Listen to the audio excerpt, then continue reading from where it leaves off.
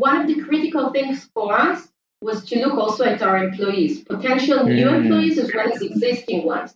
So, for example, one of the criteria was, let's look at our employer brand. And when you build in the strategy for branding, it's not only for external markets, but it's also for your own employee and how you connect the new branding to your employees and potential candidates to recruit. Welcome to 20-Minute Leaders. Just sit back, relax, and learn from the leaders of today. It's a journey. Each one is different, unique, inspiring. Let's get started. This episode is powered by J Ventures, a community-driven VC fund in Silicon Valley, in partnership with Leumi Tech, sponsored by Hippo Insurance, Upwest Labs, Turing, Hillel at Stanford, Leap, and in media partnership with C-Tech. Welcome to another episode of 20-Minute Leaders. I'm honored to be joined by Amit Daniel, Chief Marketing Officer and Strategy of Cognyte. Amit Daniel is a marketing leader with 2 decades of experience in global high-tech companies. Since joining the Cognyte business in 2015, Amit has been responsible for global marketing, employer brand, and demand generation for driving business growth. Prior to joining the Cognyte business, Amit was EVP Marketing and Products at cVidya, now an Amdocs company, and Vice President of Marketing, Business Development, and Product at Starhome, now TOMIA. Amit Daniel, welcome to 20-Minute Leaders. How are you? I'm very good. How are you?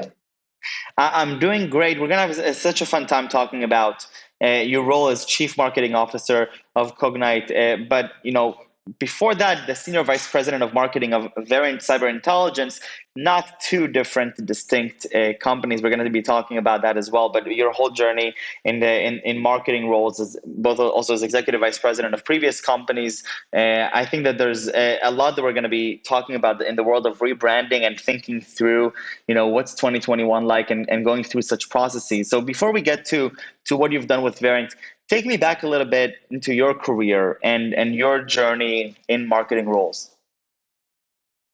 Well, I started, I did my MBA abroad. I studied in the UK. And after I did my first degree in business and international marketing, both in Israel and in the UK. And when I came back, as a matter of fact, I didn't start for marketing, even though that was my major study. I started from product management, and I spent almost 10 years in that area doing product management in startups and managing product management teams across high-tech and technology companies. And then after everything basically, we connected the dots. I finally understood that, a very fascinating job like product management is tightly coupled when it comes to marketing, because you can bring in the understanding of the customer and the market and the passion that you bring in developing new products, also when it comes to marketing. And then after I shifted and I started managing both product management, marketing, as well as business development. And I did it in few teams and activities across several tech companies.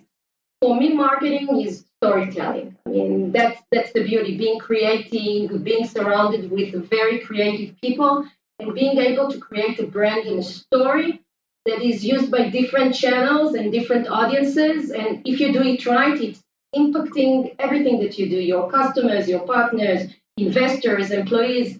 It's all tied up together. So I love marketing. Very, very cool. Now, tell me, this concept of rebranding, this journey that is called rebranding, I think that it's a little bit heavier than what, just the name suggests, the simplicity of it. It's not that simple. Tell me a little bit what rebranding is, as a strategical point of view, and then we'll talk a little bit about your experience with it.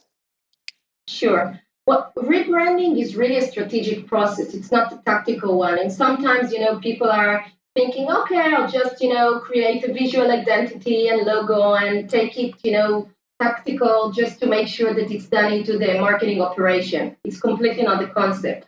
I think that if you really understand that branding is all about, that's your window. I mean, that's your window to any kind of audiences. And then you need to make sure that you think what you want to convey, what's your messaging, how you want, what will be the perception of the markets, employees, investors about you. You need to start really asking very difficult and complex questions when you start a rebranding process.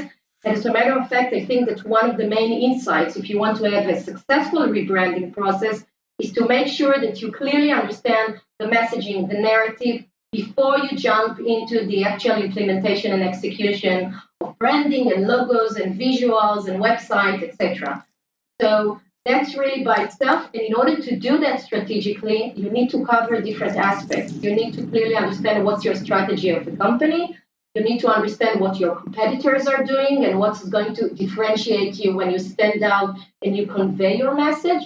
And it comes across even if you keep your name and you just change your identity visually and messaging wise.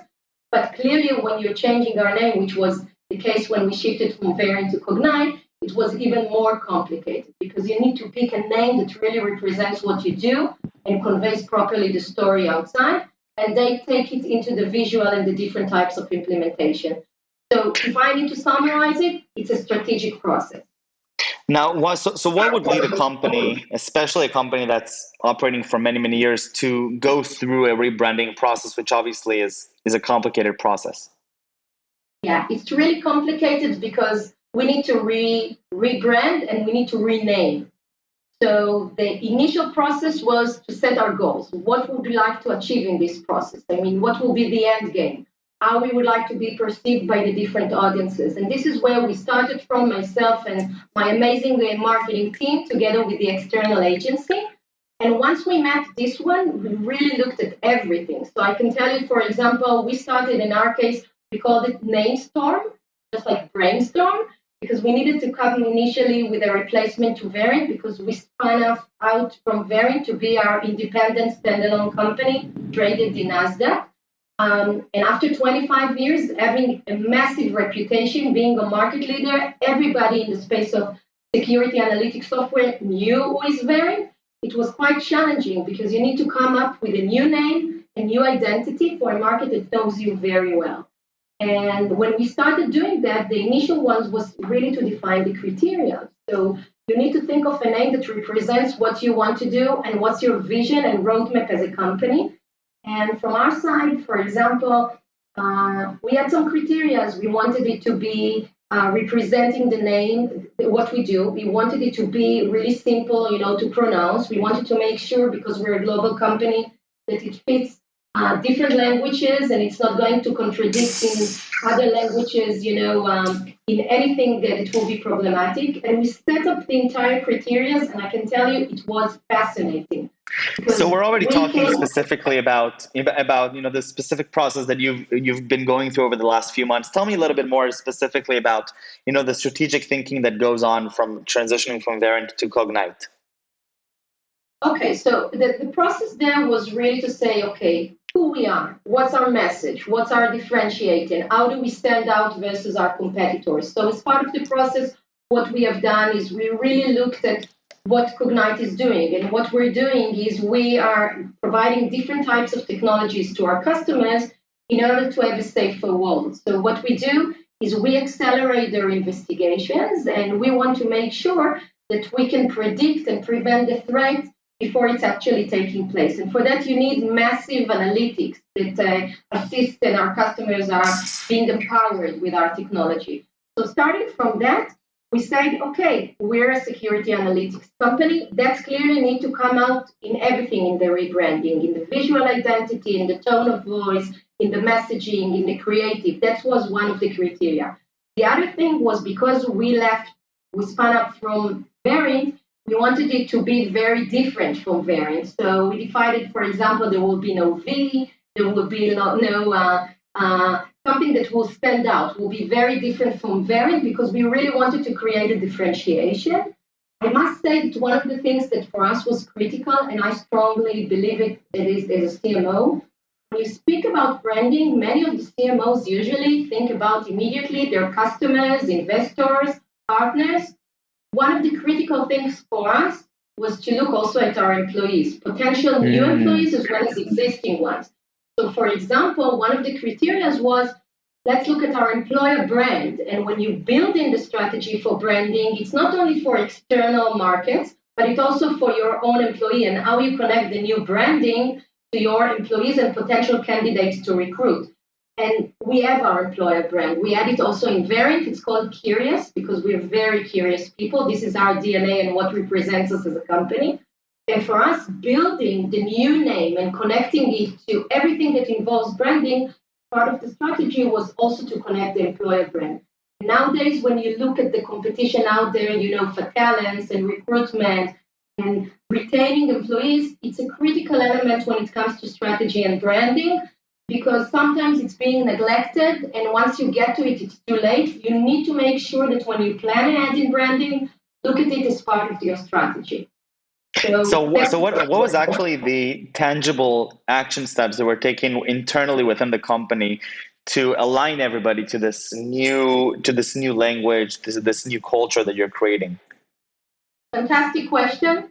I must tell you, that was the top lesson learned for any branding process. If you want it to be successful, you need to make sure that you start from in to out, and you need to make sure that all your employees across the board from every department are engaged. And I can tell you that doing that during COVID, where initially when I started the process, there was no COVID around, and we just imagined how we're going to do the communication and the launches, everything physically. We have 17 offices, 7 R&D centers all over the world, big shows. And suddenly it all started, immediately when we started working on the process, everything became virtually. And I must tell you that even though it was a huge challenge, I think that was one of the main criteria for it being so successful, because we had to think out of the box. We had to then come and say, okay, we want to engage our employees globally. And one of the things that is really critical is that sometimes marketing departments, for them, branding, it's a dream come true once in a lifetime, but it's sometimes perceived as a marketing act and responsibility. And if you forget and you only come back to your organizations and employees at the end, just with the results, you're missing a huge opportunity, the opportunity of engagement, the opportunity of communication. Right. So what we did from the very first beginning, we planned as part of our execution and strategy how we're going to engage and make sure that our employees are part of the process, step by step, by the way, much before we communicated it externally to our customers, partners, and investors. So they were part of our secret. And just to prove that it works, it's that they kept it as a secret. And we're a company above 2,000 employees, which is quite complicated to keep. Okay? Just think about it. I mean, we exposed to them the names months before it was out there on social. And it's not only that we told them about the name, we had 139 different names that we had to pick one from. And we exposed it to all of them. We explained to them what was the process, what was the brainstorming behind it, how we looked at our competitors, all the logic of a branding process. Now, just think about a technology person that usually does a very type of activity during his day, and he doesn't understand anything about branding. And you come up and you share with him, you explain how it is done, what's the process, what's the logic, why you pick this versus why you didn't pick others. And people were so enthusiastic about it because they felt connected. They felt that they were sharing the same secret with us. And they didn't reveal it. It was amazing for months. And then after, when we had the visual identity, we again did a virtual event, put everybody on board, we did it interactive with them, and exposed what our visual identity, what's our messaging, what's our tone of voice. Then after they were engaged and we saw the results, when you look at social, before we started the NASDAQ activity in February, and we all started to show and expose the brand, you could see it in the results of the social networks on LinkedIn, on Facebook, on Twitter, on YouTube. They were so engaged and proud. They felt like it was their own baby. And I think it's really, really critical to remember that and not expose them at the end, when the rest of the world knows about the branding, but do it from the first stage. They were, doing a naming or branding is like setting up a name for a new baby. Okay, people always have everything to say. People will not, some will like it, some will say, it's terrible. Some will say that your logo or visual, they don't like it. It was a consensus. So they were so attached to it and they looked at it in the different processes. It's really one of the top successful criteria for making a successful branding process. Unbelievable. But then you have over 1,000 customers, right, for Cognyte in many, many countries. What is the next step? How do you then take this now shared secret, bring it out to the world, but then expose it to over 1,000 paying customers that have aligned with one brand? They are trusting and they're paying for that brand. And now there's a whole new brand, which is also much more startup-like. Yeah. So, and on top of that, it's all done virtually. So you don't have trade shows and face-to-face interactions to show them. Right. You have to do everything remotely. Okay. So that was one of the major challenges. But again, we translated the lemon to be a lemonade. And what we did, just like we did internally with our own employees, we did the same with our customers and partners. So what we did a virtual event equivalent to what we have done, and we showed them behind the scenes of the branding. Now, think to a customer, again, is completely out of scope, has nothing to do with marketing and branding, and you, as a supplier, is now sharing with him why you picked the name, what's the logic behind it. Cognyte by itself has a meaning. It's a combination of cognition and ignite. So we had to explain why we picked the name, why we picked it versus other alternatives, what it represents, what's in it for them, why it's so important, and what's it's going to bring to them as a new identity moving forward, connecting us to the strategy, what's the impact on the relationship. We all communicated. It was communicated globally, then after with our sales team directly with our customers, and then after we took it into social activities across the different channels, then after to workshops, then after we took it to trade shows, and we're starting to see it physically taking place. We send gifts. So I can tell you just as an example, before we rang the bell in Nasdaq in February, and think about it, the employees, we fixed all the branding globally, 17 offices, nobody was in the office, just imagine that. So Wow. You left the company like a year, and you don't know what's happening. There's a surprise. But actually, all the signage, all the interior design, everything was modified completely. No sign left to variant at February. 1st of February, it was all Cognyte across the world, everywhere. But the employees couldn't feel it in the corridors. And we wanted to connect them to that feeling because we didn't know when they'll be back in the office. So what we did, we took videos of all the offices in the change, in the transition from variant to Cognyte. And then after we did clips that show how we spread the color and the new brand of Cognyte across the different offices, we sent to their families back at home gifts with swag of Cognyte so they could share it with their friends, like, sweatshirts and chocolates and bells to ring at Nasdaq and lots of stuff. Wow. And it got at their foot door at home, which is by itself incredible. I mean, 2,000 employees globally receiving a package at a delivery, and now they can share it with their friends and family, which by itself makes it really exciting. And what we also did is they all took pictures and video. You can see it all over in our digital channels. And when we had to ring the bell, again, the ringing of the bell didn't happen in Nasdaq because it was closed during COVID.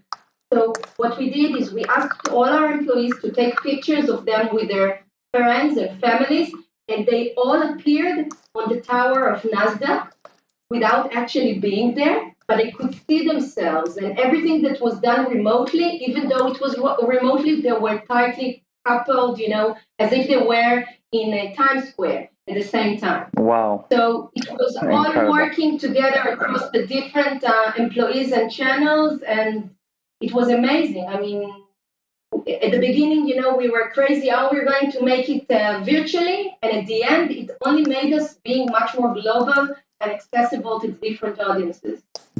Incredible, just incredible, and I can only imagine how not stressful, but how rigorous it must have been going through such a transition, so meticulous and so detailed and so strategic, having to really even just understand how everybody's reacting in life in real time, and being aware that you have over 2,000 employees, over 1,000 paying customers in so many countries. I can only imagine how many sleepless nights you must have had on it. And I think it's just incredible how smooth the transition was and how celebratory it ended up being. So really, really amazing story. And thank you for taking the time to share it with me. I have a few more questions, not about Cognyte or the rebranding, but about you, Amit. And I want you to take me back to your childhood now and tell me what really fascinated you as a kid. Wow. There's so many things, but I can tell you that one of the top ones is getting to know people from different cultures. I traveled when I was young to places, when you live in your neighborhood, then usually you know people that are very similar to you, coming from similar background. So you all look the same. You study in the same school, you go to the same activities. And for me, it was cultures. It was to really find and learn about things that are very different from where I was born and grew. And I did it a lot by reading. Initially, there was no internet and social networks, unfortunately, when I was a child. But every time that I traveled, and I did lots of youth exchange and traveling abroad, and seeing people, it always made me so curious and so interested about stuff that I don't see on my daily activity. And it was about the cultures, the people. I'm a people's person. So every time that I could see something very different from me, I really felt that fascinates me. I mean, I'm learning how much what I'm not and what I can be, and I'm looking at different types of people and personalities. That was always fascinating for me as a kid. Amazing. And today, in your day to day, what really inspires you?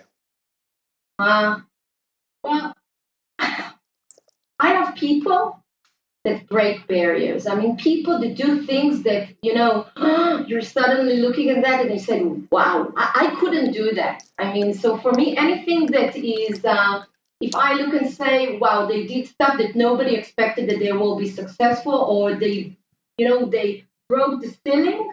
And it's whether people, living in places that didn't enable them to get the infrastructure, and they suddenly managed to do something so extreme and reach heights that it's very difficult to reach or to break. For me, it's I always take off my hat and I'm saying, wow, it's incredible. And I come across in different industries, in different places. I'm also volunteering with people that are coming from different backgrounds, and to see them achieving stuff that is not always standard and always exceeding, or doing stuff for other people, as being a role models for them. That for me is amazing. The people that can balance between, their personal life and work, and find the time, to assist other people to break the ceiling, or to do things that are inspiring. I mean, I wish I had more time to do that, but I always appreciate and, look at people that do manage to juggle between them. For me, it's always an inspiration. Amazing. And what are 3 words you would use to describe yourself? Whoa. Well, I must say my employer brand is curious, and I'm so much associated with this one. I'm a curious person. I'm curious about technology. I'm curious about people. I'm a people's person. If you ask me, that's the second one. For me, sitting in front of a computer working by myself is impossible. I'll be dead if I'll do that. So I really need to be surrounded by people and different people and work as part of a team. And energy. I mean, I'm in high speed. I like to work all the time, to motivate myself, to look for new heights to cross. I need high speed energy. That's what makes me, tick and wake up every morning.